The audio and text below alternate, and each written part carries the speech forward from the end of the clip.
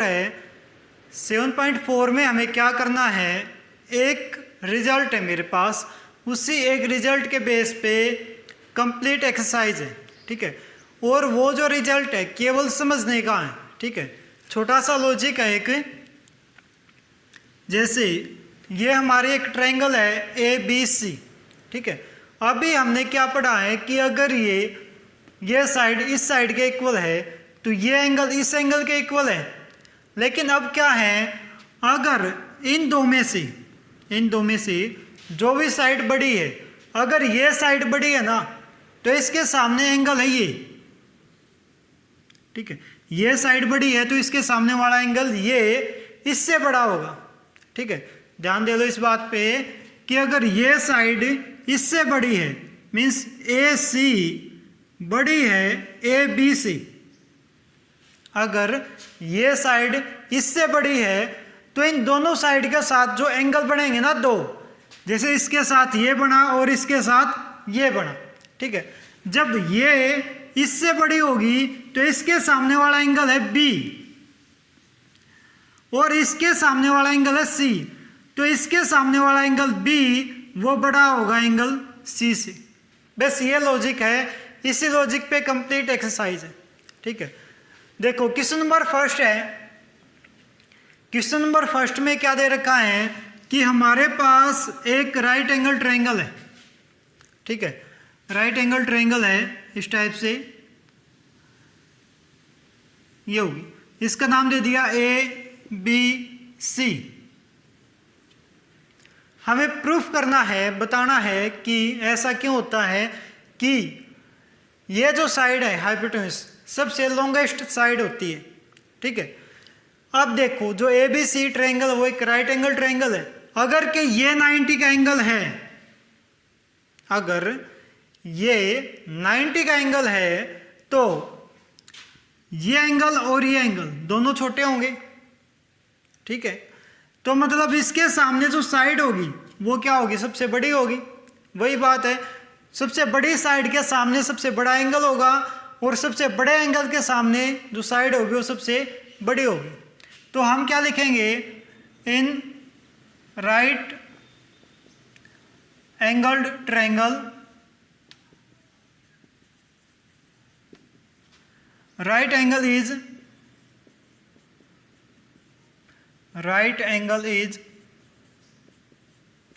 longest angle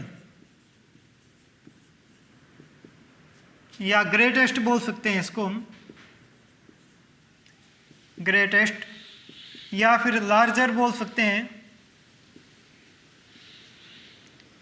ठीक है। Larger angle, कोई भी ट्रायंगल आप उठा लो जो राइट एंगल ट्रायंगल हो, मीन्स ऐसी ट्रायंगल जिसमें एक एंगल 90 का हो, तो उस ट्रायंगल में सबसे बड़ा एंगल वही मिलेगा, ठीक है। उससे बड़ा एंगल कोई नहीं मिलेगा। तो इसमें सबसे बड़ा एंगल क्या है, बी, मीन्स राइट एंगल क्या है, सबसे बड़ा एंगल है।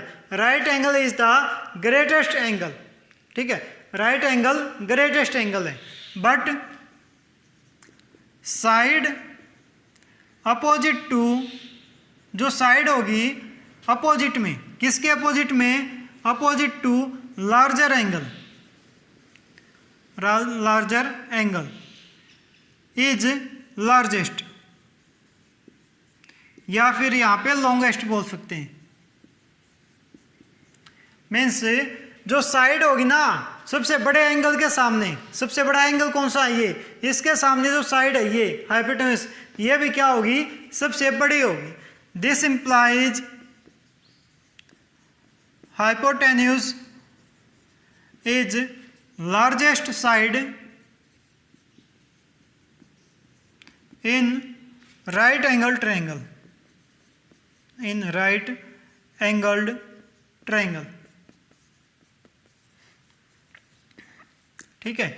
जैसे मैं पहले बता रहा था, ये जो एक्सरसाइज है 7.4 इसमें सोल्व करने का बहुत कम है, केवल समझने का है, ठीक है। सबसे बड़ा एंगल है तो उसके सामने की जो साइड होगी वो सबसे बड़ी होगी।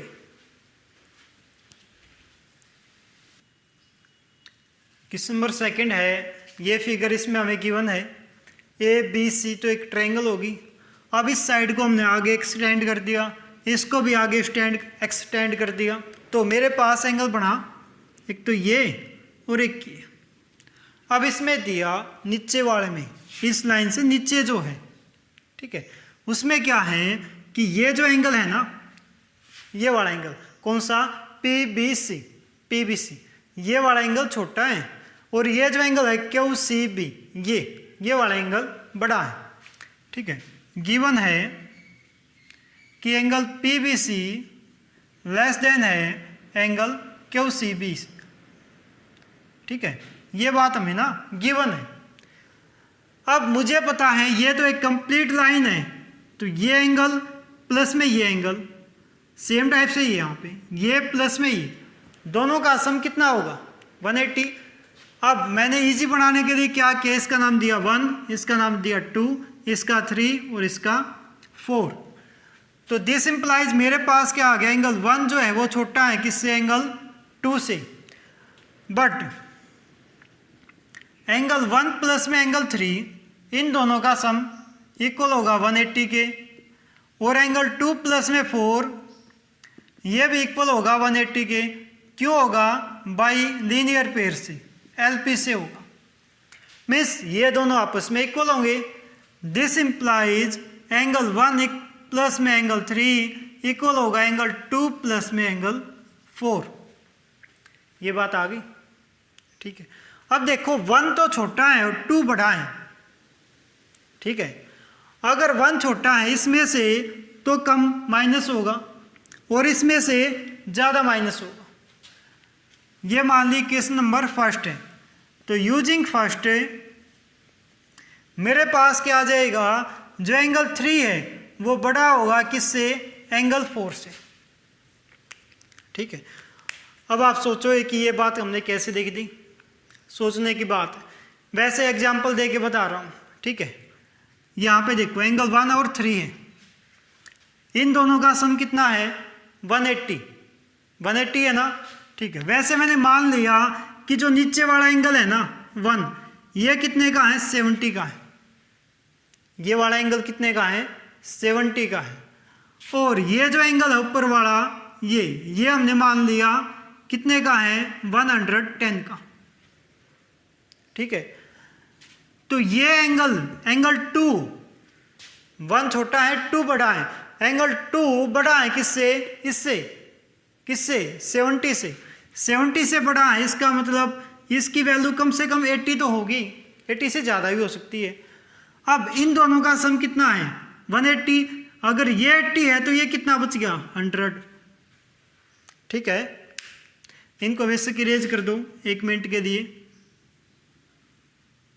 अब देखो अगर ये 70 है तो ये 110 होगा। ठीक है, लेकिन गिवन है कि ये छोटा है और ये बड़ा है। नीचे वाले की जब बात कर रहे हैं तो हम इस लाइन से जब नीचे की बात कर रहे हैं तो ये छोटा होगा और ये बड़ा होगा। ठीक है, दो बात एक साथ कर रहे हैं हम। पहली बात क्या है कि नीचे वाले जो एंगल है ये छोटा होगा, ये बड़ा होगा। सेकंड बात क्या है, इन दोनों का सम 180 है और इन दोनों का सम 180 है। ठीक है, हमने पहले लिया ये 70 तो ये 80 आ गया। जब ये 70 है तो ये 110 होगा और ये 80 है तो ये क्या होगा 100। अब नीचे देखो ये छोटा है ये बड़ा है, लेकिन ऊपर क्या आ गया, ये बड़ा और ये छोटा। यही बात हमने देखी है कि जो ये एंगल है ये वाला एंगल ये बड़ा होगा और ये वाला एंगल क्या होगा, छोटा होगा। ठीक है, तो अब हम यहाँ पे क्या लिख देंगे, वही जो पहले लिखा हुआ था, ये एंगल 1, ये 2, ये एंगल 3 और ये एंगल 4। तो मेरे पास क्या आ गया, एंगल 3 जो है बड़ा हो गया किससे, एंगल 4 से। अब देखो इन ट्रायंगल ABC ट्रायंगल में अगर एंगल 3 बड़ा है 4 से, यहां पे लिख लो इफ एंगल 3 बड़ा है ग्रेटर देन 4, दिस इंप्लाइज जो AC है इसके अपोजिट जो साइड है वो बड़ी होगी किससे, ABC। यहाँ पे वो रिजल्ट भी हम लिखेंगे, क्यों होगी, because side opposite to larger angle is largest. जो अपोजिट एंगल के सामने वाली साइड होगी ना वो क्या होगी, सबसे बड़ी होगी। कंप्लीट हो गई। क्वेश्चन नंबर 3 स्टूडेंट्स, इसमें हमें दो चीज़ें दे रखी है, बी और ए के बीच में दे रखा है रिलेशन। एंगल ए ये है, बी ये है, लेकिन गिवन है कि जो एंगल ए है ना ये वाला, ये बड़ा है और ये छोटा है। सेम टाइप से यहाँ पे दे रखा है कि जो एंगल ये तो सी है और ये डी है, ये बड़ा है और ये छोटा है, इसी का यूज करना है। एक बार तो हमने ट्रायंगल ली A O B, in triangle A O B, इसमें क्या गिवन है कि जो एंगल बी है वो तो छोटा है और जो एंगल ए है ना वो बड़ा है। अब जो एंगल ए है इसके सामने साइड कौन सी है, B O. This implies side, या यहां पे लिख दो but side opposite to larger angle is larger. जो अपोजिट एंगल, बड़े एंगल के सामने जो साइड है वो क्या होगी, बड़ी होगी। दिस इंप्लाइज जो बी से ओ है वो तो बड़ी होगी और जो ये साइड है ए ओ ये छोटी होगी। ठीक है, उसके बाद हमने ट्रायंगल ली ये C O D, in triangle C O D. इसमें क्या है, एंगल सी जो है वो छोटा है और एंगल डी जो है वो बड़ा है। यहाँ पे भी सेम बात है, but side opposite to larger angle is larger. बड़े एंगल के सामने वाली साइड भी क्या होगी, बड़ी। अब बड़ा कौन सा है, डी, तो इसके सामने साइड कौन सी है, सी ओ। दिस इंप्लाइज सी ओ बड़ी होगी किससे, डी ओ से। यह किस मान ली, फर्स्ट है ये सेकंड है, फर्स्ट और सेकंड को ऐड किया, एडिंग फर्स्ट एंड सेकंड, तो मेरे पास क्या आ गया, बी ओ प्लस में C O greater than A O plus में O D. B O plus में सी ओ कंप्लीट क्या होगी, B C. This implies B C greater than A O plus में ओ डी, ये complete क्या होगी, A D. तो जो बी से सी है वो बड़ी होगी किससे, ए डी सी। ठीक है, यही बात हमें प्रूफ करनी थी कि जो बी से सी है वो बड़ी होगी किससे, ए डी सी। प्रूफ हो गया।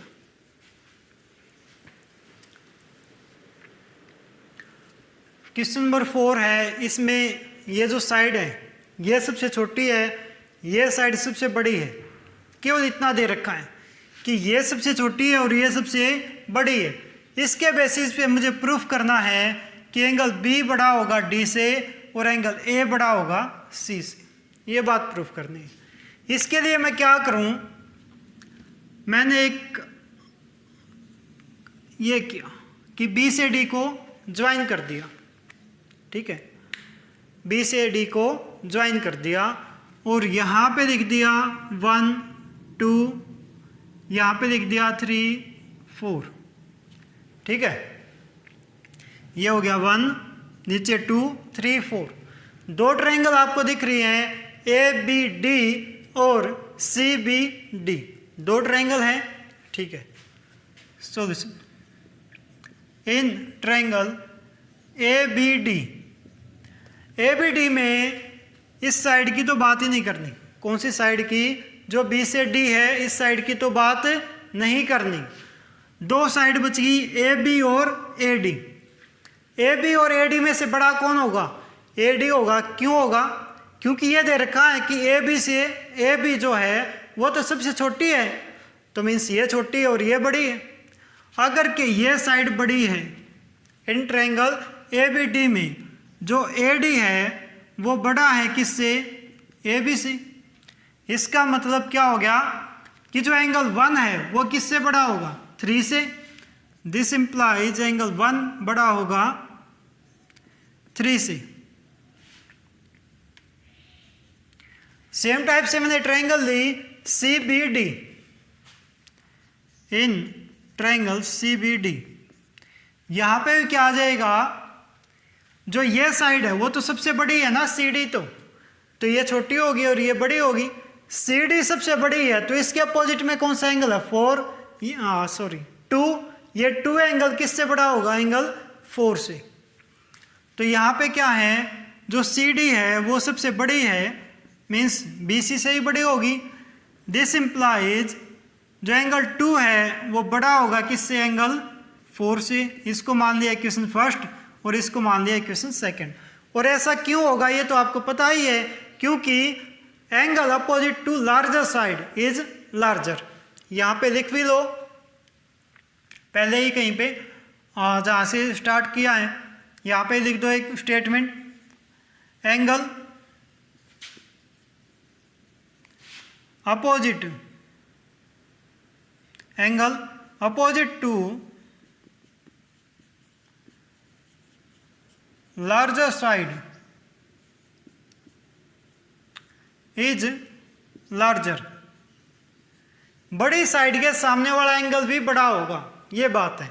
इसका यूज किया, इक्वेशन फर्स्ट और सेकंड आ गई, दोनों को ऐड किया, एडिंग फर्स्ट एंड सेकंड। तो मेरे पास आ गया 1 प्लस में 2 ग्रेटर देन एंगल 3 प्लस में 4, एंगल 1 प्लस में 2।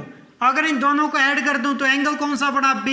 अगर इन दोनों को ऐड कर दूं तो एंगल कौन सा बनेगा? D।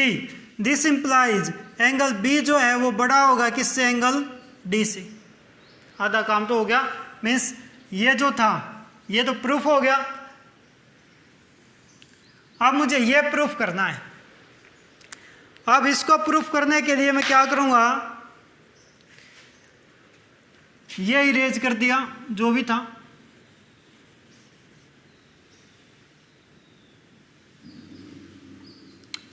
ताकि ज़्यादा कंफ्यूज ना रहो आप। अब मैंने क्या किया, A और C को मिला दिया। अब ये एंगल मान लिया 5, ये 6, ये 7 और ये 8। अब फिर से दो ट्रायंगल ली ABC। इन ट्रायंगल ABC, जो ABC ट्रायंगल है इसमें क्या होगा, जो A से B है ना, ये तो सबसे छोटी है तो इससे भी छोटी होगी, ठीक है।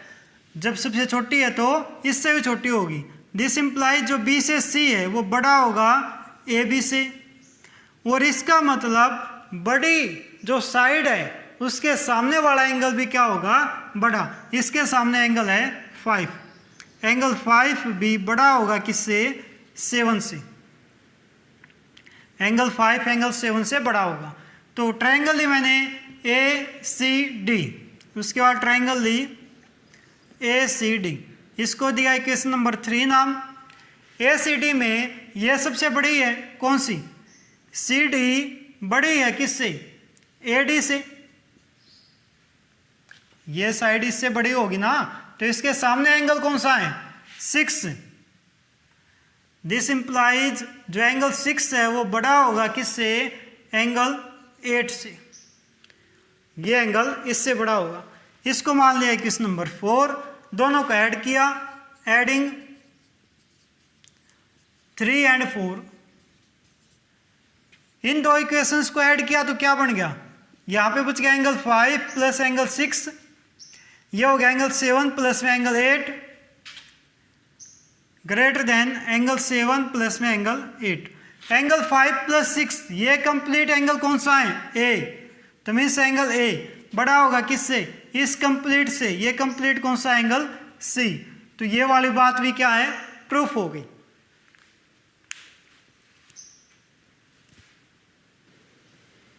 क्वेश्चन नंबर 5 स्टूडेंट्स, इसमें हमें एक ट्रायंगल दी PQR।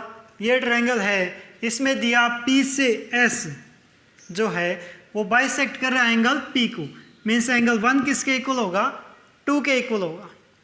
इसमें मुझे प्रूफ करना है, यहाँ पे प्रूफ करना है कि प्रूव दैट क्या है मेरे पास, PSR बड़ा होगा PSQ से, PSR बड़ा होगा एंगल PSQ से, मीन्स PSR ये वाला एंगल किससे बड़ा होगा, इस एंगल से, PSQ से, जिसको मैंने एंगल 3 और 4 नाम दिया है। ठीक है, मीन्स हमें प्रूफ करना है कि एंगल 4 किससे बड़ा होगा, 3 से। दैट इज मुझे प्रूफ करना है कि एंगल जो 4 है वो बड़ा होगा एंगल 3 से। ये बात प्रूफ करनी है, गिवन है मुझे ये।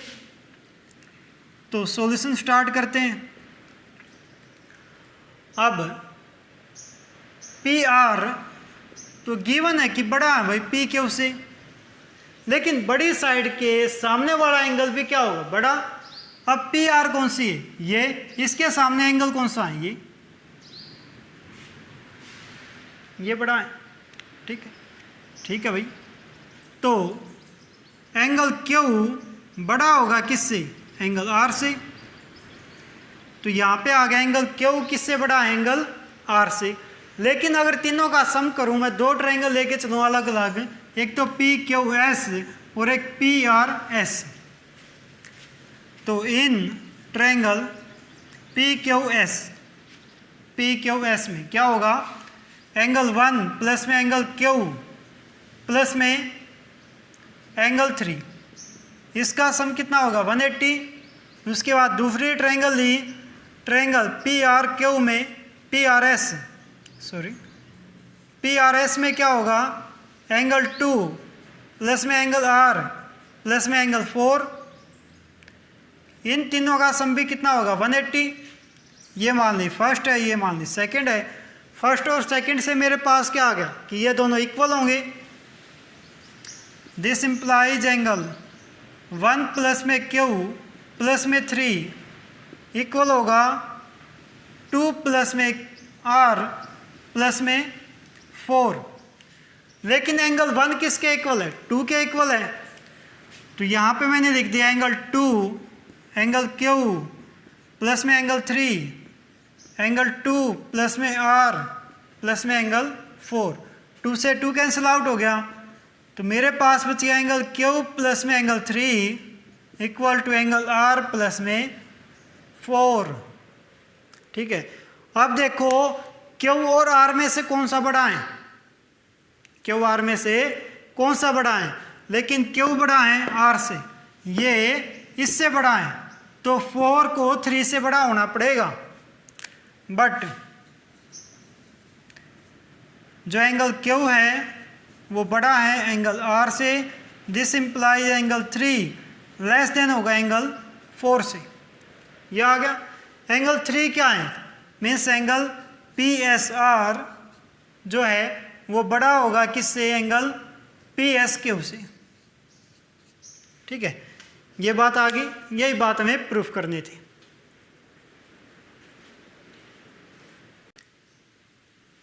क्वेश्चन नंबर 6 है स्टूडेंट्स। इसमें क्वेश्चन नंबर 6 में क्या दे रखा है बेटा कि मेरे पास एक लाइन आ गई, ये लाइन है और एक ये पॉइंट है।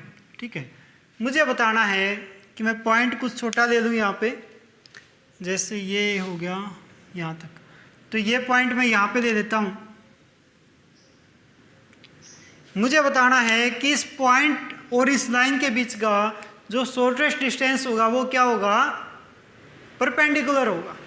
ठीक है, ये एक एक्टिविटी है। इसमें देखो, इस पॉइंट और इस लाइन के बीच में अगर मैं इसको डायरेक्ट रख दूं, बिल्कुल सीधा, ठीक है, ऐसे रख दिया तो क्या हो गया, दोनों को मैच कर रही है। लेकिन मैं इसको जितना भी घुमाऊंगा, यहाँ पे देखो, यहाँ पे कितना डिस्टेंस आ गया, डिफरेंस आ गया इसके बीच में, और इसको जितना भी घुमाएंगे हम किसी भी साइड में, इस साइड में घुमा लें या इस साइड में, तो क्या आएगा यहाँ पे, मीन्स कुल मिला के बात क्या हुई, अगर इस पॉइंट को इस लाइन से मिला दूँ तो ये तो आ गया परपेंडिकुलर। लेकिन इसके बाद मैं कितने भी लाइन खींच लूँ यहाँ पे इस साइड में, या ऐसे इस साइड में, ठीक है।